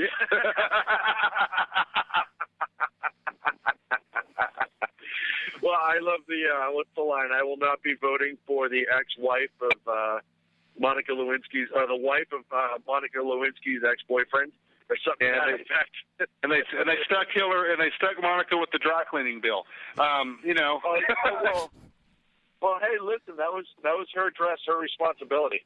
Yes. Take care of yourself. Hey guys, I'd like to get into a break right now. When we come back, I want to talk about the State Department's admission that they actually intentionally deleted some of their briefing footage on the Iran deal. Yes. All right. Because that's a huge one that came out this week. So all that and more, we come back from this break on the SHR Media Network, Sackheads Radio. I'm Sackhead Clint. We'll be back with Jersey Joe, Sackhead Sean, and Dan the Man after this. Conservative media done right. You're listening to the SHR Media Network. Breaking news. According to the latest report coming out of SHR Media, a merchandise store to support both the Reaver of Common Sense and SHR Media has just been unleashed to the general public. Be forewarned that this site can be contagious and numerous items can be purchased to support the best news programming. Go to Reaver.one website and click on the store link to check out the merchandise.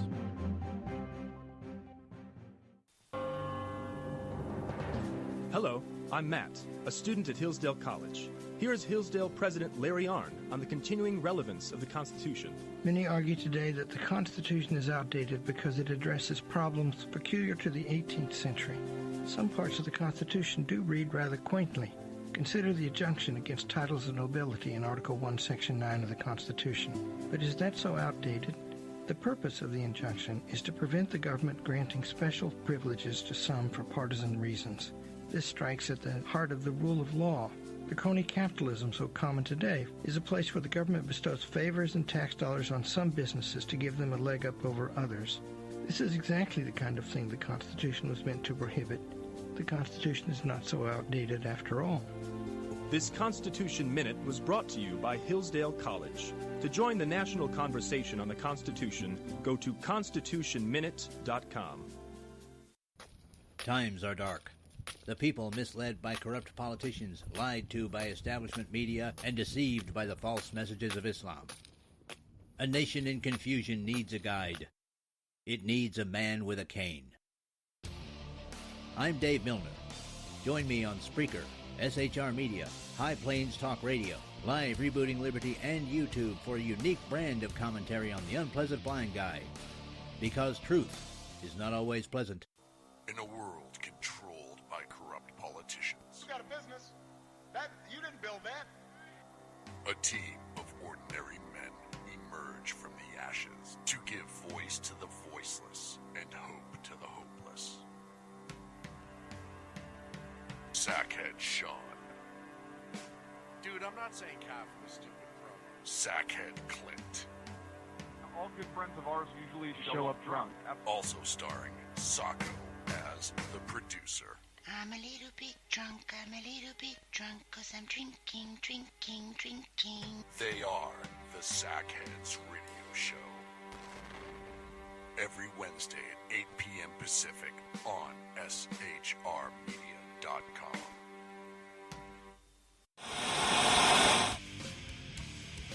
Beware, the Jersey Takeover is here.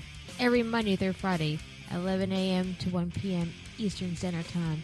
You can catch the Reverb Common Sense Show, hosted by Jersey Joe, right here on shrmedia.com and highplainsdailynews.com.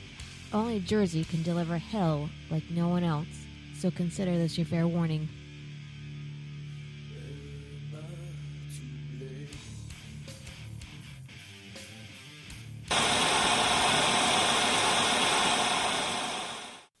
Conservative media done right. You're listening to the SHR Media Network. And we are live. And welcome back, Sackheads Radio Show live on the SHR Media Network. On the line, we have Sackhead Sean making his way out of the Donald Trump speech. We have Dan the Man. We have Jersey Joe running boards tonight and speaking with us as well. Welcome back, gentlemen. Before we left break, we talked about a story that I think is pretty significant given the transparency issues this administration has had, whereas the State Department admitted that they deleted briefing footage on purpose that dealt with the Iran deal. That was, so transparent. Like, oh, it's freaking so awesome. Like, it's going to be great. Like, best thing ever. Hey, this is so transparent, we're not going to let you see it because you can already see it mentally. Right. And we're so transparent, and you have such a clear understanding that there's no need for us to maintain this record. We're just going to delete some of it for you, just because we're so transparent and everybody already knows. Hey, if you want to know what's in it, just ask us. We'll tell you at any moment. There's no reason for us to hide it. Right. Why would we lie to you, the American people who we love so much? Right. And listen, you know what a harsh critic we are of the Iranian government, so we're going to be all over them like hawks. We got your back. Transparency, baby. You know we're not going to do anything not in your best interest. Right. When have we ever done something against America's best interest? Right. It's not like we're ever going to apologize for anything, and we love Israel, so it'll be perfect. Right. Right. And listen, we certainly don't bow down to foreign leaders whose country we had to... Oh, right. No, we do that now. I call bullshit on this. Shenanigans? Yeah. Total shenanigans. Evil shenanigans. Well, here's the thing. Here's the thing, too, guys. You actually have people in the administration saying two separate things over this. Number one, you had John Kirby, who came out and said that this was a deliberate quest to delete footage. This wasn't a technical glitch. Now, you have Jen. I'll always get her name wrong. Jen Psaki. Thank you. Who was the spokesperson for the State Department at that time, coming out and saying, "Hey, I didn't have no knowledge of this. We didn't know this took place." She was maintaining that today. That I didn't know nothing about this. So it's which way is it here, guys? Well, Jen Psaki has become like Sergeant Schultz. Yes. She never seems to know anything, no matter what she sees. That's everybody in this administration. Right. I know nothing. I know nothing. See, yeah. Psaki says, "I had no knowledge of, nor would I have approved any form of editing or cutting my brief transcript on any subject while at the State Department. Yet the current State Department spokesman says that she did exactly that." Yeah. No rules or regulations were in place that prohibited that, but the deletion was not in keeping with the department's commitment to transparency. Hang on a second. I would argue that that's a record. Yes. Yes. Isn't the department required to maintain all their records? And where have you heard that before, guys? Hillary. Hillary. Same story, same song, same excuses. There was nothing on the tape at the time I deleted it. So, what you don't realize, at the time I deleted it, there was nothing there. But something might have been there after I deleted it that went away. But at the time of deletion, it wasn't marked as something being there. Hey, you also, Psaki's quote went on to say, I mean, really, come on. No, come on, guys. That was I think that's a direct quote. I think it was. Hey, I'm taking a picture right now that I think is worth gold, and I'm going to post it to my Facebook page. It is a brand new BMW Beamer with a Bernie or Bust poster on it that obviously just came from the Bernie convention, parked outside In-N-Out Burger, a giant corporation. So I'm putting this up right now. No, go take the car from them. And Sean, I bet if you walk inside, you will see the exact same guy that was carrying the Chief flag around earlier. No, this isn't. That guy. I don't know what happened to that guy, but somebody told him to take a hike. Because I'll tell you what, I was looking for him all night because I figured the problems were going to be from him, and they were not. But I'm going to post that on Facebook here in a minute. But to get back to the story, and I apologize for off-tracking, I wish I could believe in my heart of hearts that Jen Psaki didn't know. And I mean that. I actually wish that. So I wasn't so goddamn aggravated by this.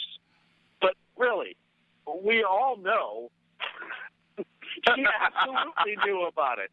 I mean, this would be like me trying to convince people I didn't know I was going to go bald when I was 21. No, all the evidence was there. It's not a shocking twist. Actually, what we were seeing, guys, was an obscure YouTube video, and we're going to move forward with that claim. So, Sean, what I want you to do is go in and out and find the owner of that car and say, "Excuse me, sir, it's not fair that you have a BMW and I don't. So I only have a drive." So I think you should pay me the difference in prices between our vehicles. And since I own a 1974 Yugo, I want 50% of the value of your car. And also have your 4x4. And then record their statement to you.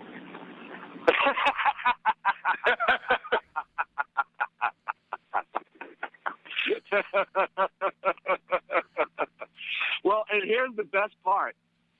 Just based on this, I immediately looked in and said, look for the couple that has the most white guilt, and I found them. It was pretty easy, actually.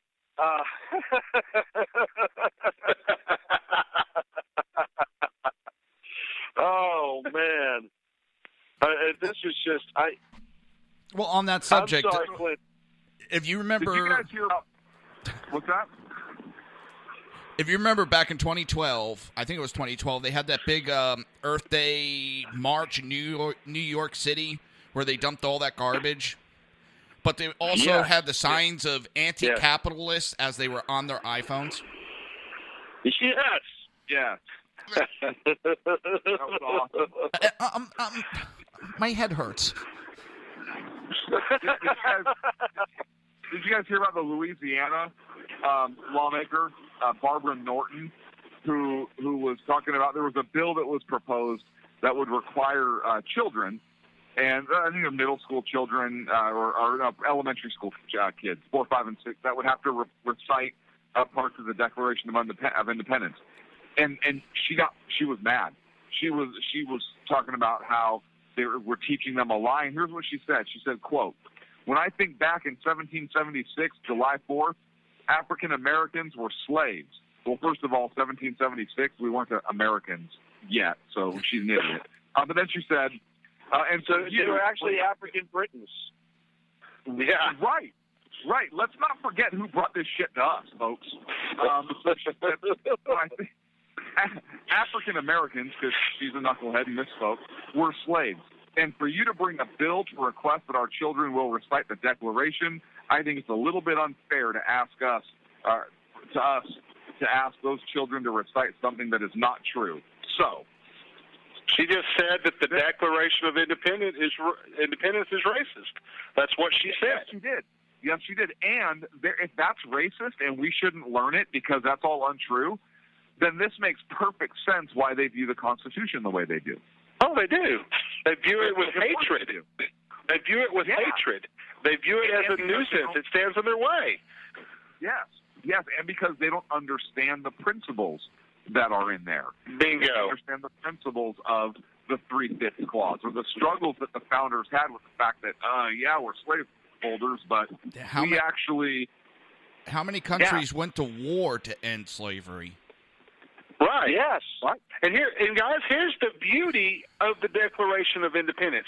You'll hear this. You'll hear somebody like Representative Norton who will say that, well, the Declaration of Independence and the United States Constitution was written by a bunch of white slave owners and blah blah blah blah blah, and we had slavery at that time. Well, here's the beauty of the Constitution and the beauty and the brilliance of the men that wrote the Declaration of Independence, that wrote the United States Constitution, was that it is a document that has stood the test of time. It is a document that has been able to change and been able to accommodate what has changed in our society. There were people that signed the United States Constitution that did not believe in slavery.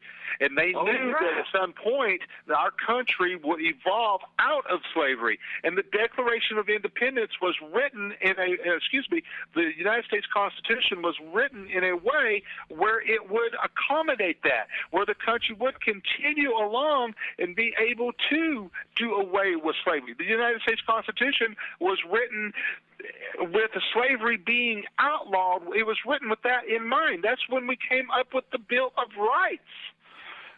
And not only that, but that's the reason we have the 3/5 clause in there. It's not because they thought it was 3/5 of a person. It's because they wanted to limit the number of pro-slavery representatives that were going to be taking office, particularly in newer territories. All of that shows just how unracist this document is. But because we have uneducated buffoonery running rampant in our elected officials, particularly among the left, it gets perverted. And this is the garbage that our kids are learning in school. You have an elected representative. You also had the Northwest Ordinance that was very, very specific about the fact that slavery would not be allowed to expand as the country did. So there was yet another representation of how the founders were very, very well aware of the tragedies of slavery and the horrific event that slavery was, and were trying to weed it from our nation as much as they possibly could. Oh, yeah. Now, I know this is... and not all of the founders. There was an economic concern, to be sure, for some of them, particularly among the South. But it was more economic-based. Yes. You know, I'm not saying there wasn't race hatred. Of course there was. And our country has made mistakes. Of course it has. But that doesn't change the fact that things were set in motion literally at the founding. Slavery was again, this was instant. This wasn't something that we came up with. This was something that when we were British colonies, the British government instituted and brought amongst us. We ended it. Yep. Right. Yep.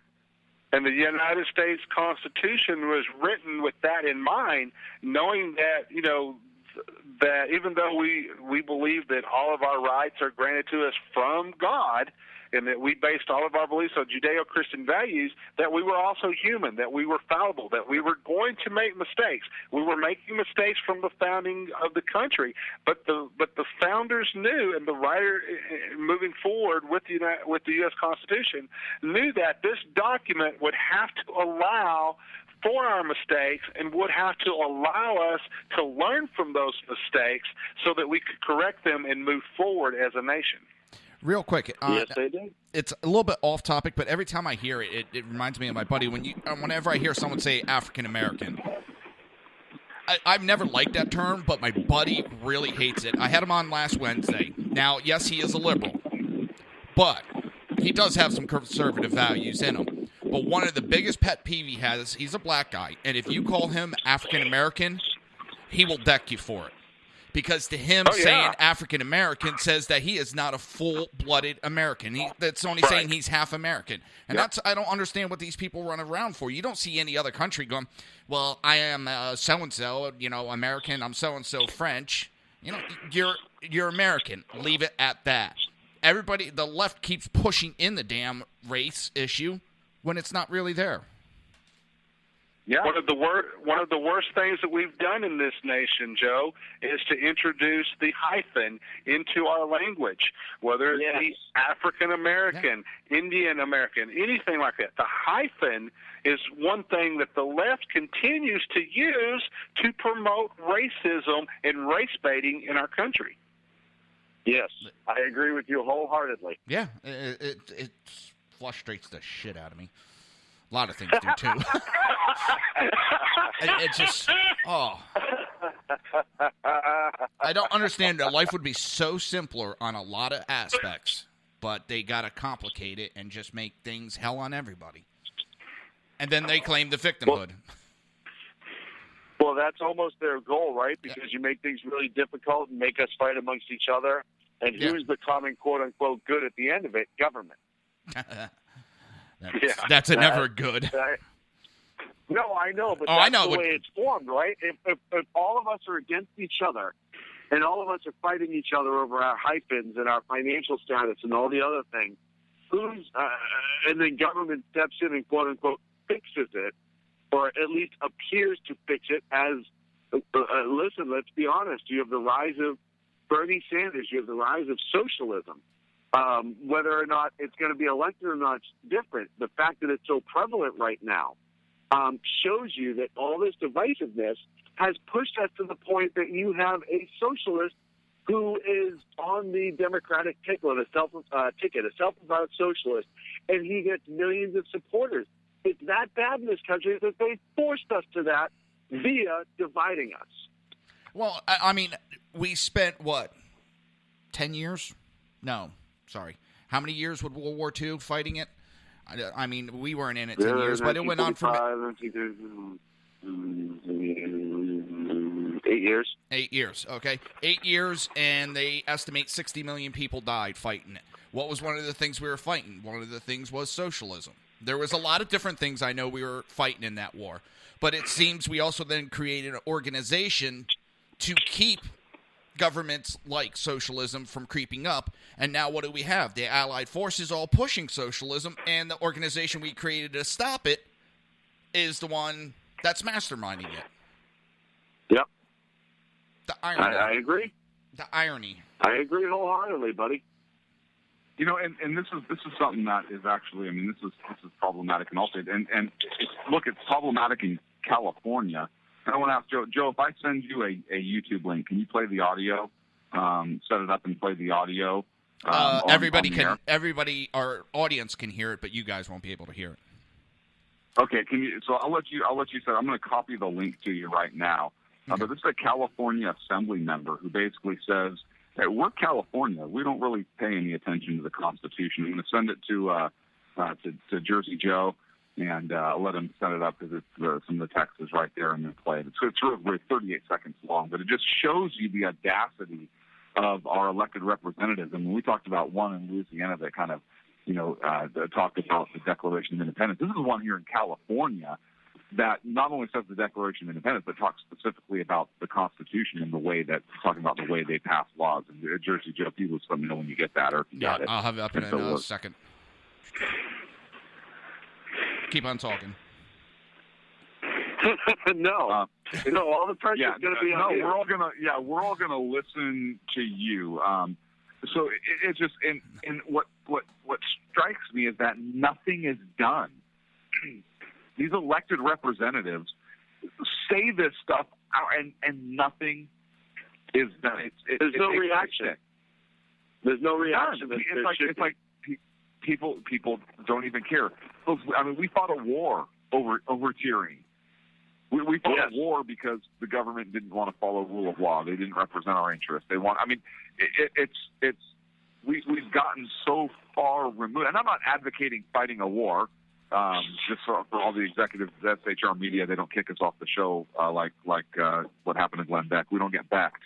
I got it up and ready. So okay. So go ahead, Jersey.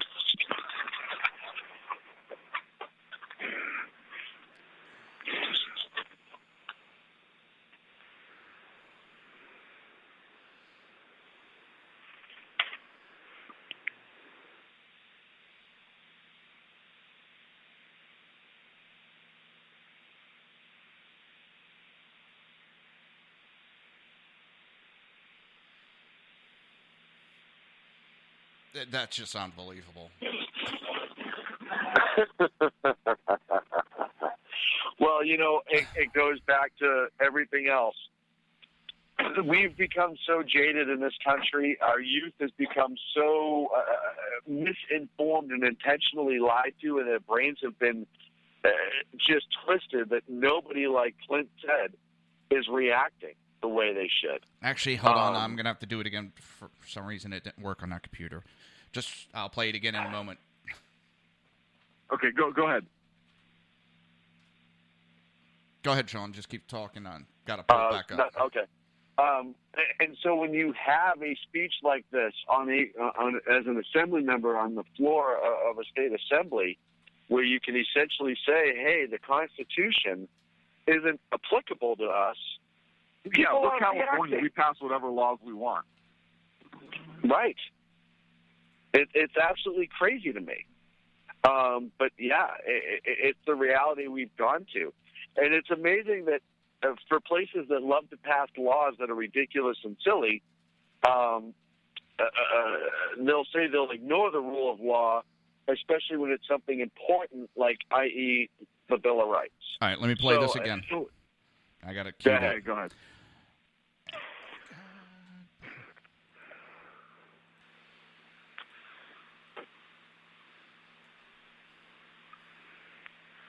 Chair is going to recommend an aye vote to kind of clarify whether or not there are any court cases that would, I know you're a lawyer, but that would make this unconstitutional. Would that be a problem? And I also know the legislature sometimes ignores whether or not it's constitutional or not. We go ahead and make laws because we're California and we do it anyway. All right. And sorry about that. So it's computer issue. No. So if that assembly member is passing legislation, knowing it to be a violation of the Constitution, knowing that it violates the civil rights then of Californian citizens, is he not a criminal? I would think so. Is he not violating the civil rights of the very people he's supposed to be representing by knowingly voting for something that's constitutional? Yes. Particularly on a Second Amendment issue, which is an individual right? I agree with you. I think that is absolutely a criminal act. He's violating the Constitution within itself by declaring that he's not going to pay attention to the Constitution. But we have a mentality now, especially on the left side of the aisle. The Constitution doesn't matter. Just look at what we've seen the last 8 years with President Obama, and where he has taken all his executive actions, pushing the limits of the executive branch to places it was never intended to go, testing the limits of power with the executive branch. How far can I take this? Circumventing the United States Constitution, circumventing the United States Congress, and quite honestly, circumventing the will of the American people themselves. Yeah, and it's just allowed. It's mind-numbingly amazing. Yeah, I agree. It's pathetic. And you know what? I think that sums up what this election is all about at this point and how important this election is even if you're not a huge Trump supporter per se, it can at least start getting the country kind of back to where it should go if you're a conservative. But more importantly, you won't be stuck having the country go down the path it's currently on, or at least maybe it'll get slowed a little bit. It's going to take get a quote-unquote more conservative person in there. Exactly. If that's what you think. But either way, the alternative of this is just speeding up this process, this anti-American sentiment. One of the things that caught me tonight is, as people were walking into this rally for Donald Trump, is somebody saying, hey, this is un-American. You going in and supporting Donald Trump is un-American. And I said, no, this is exactly American. Whether you like it or not, they have the right to choose their candidate and vote for him and support him. Yeah. And that's the problem, is you're trying to tell people what's un-American when it's completely American. Meanwhile, you're supporting something like sidestepping the Constitution, and you're pushing that as American values. It's pathetic. Sean, that's what we call irony. Ironical, as Big Fat Paulie would say. But, right, big Fat Paulie would call it ironical. Dave just said in the chat room, even starting right now, none of us will live to see it back the way it was or should be. Yes.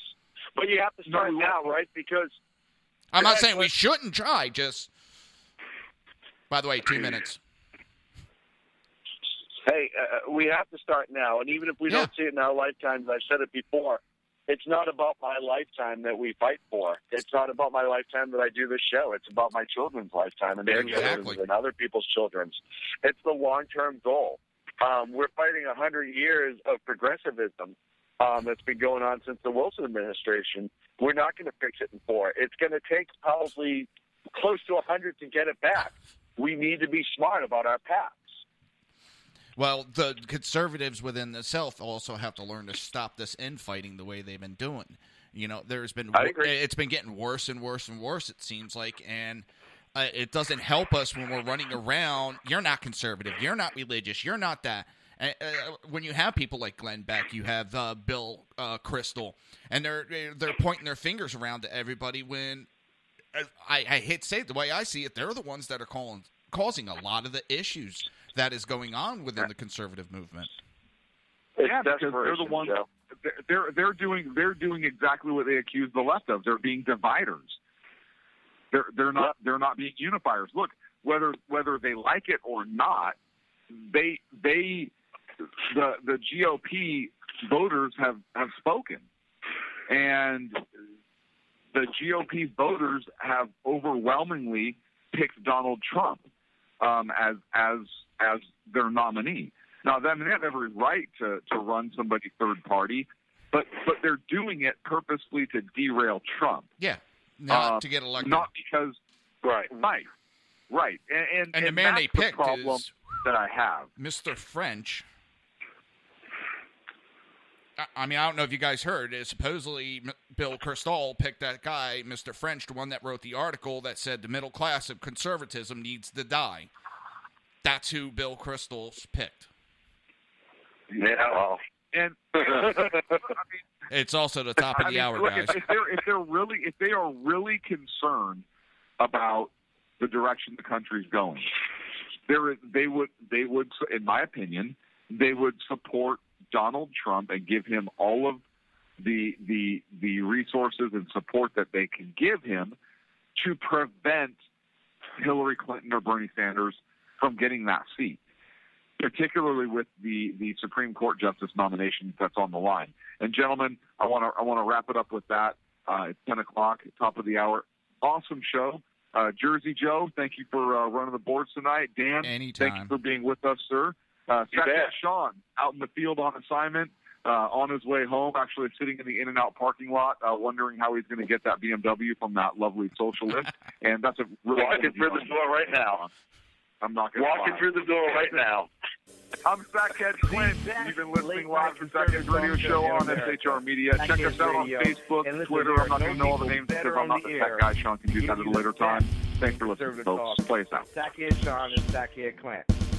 And we're working on the immigration papers for a certain other guy who happens to work here, too. For those who are tuning in around the world to the best in late-night conservative talk, Sackheads Radio. Sack News. Sack News. Radio. Sack News. Sack News. Radio.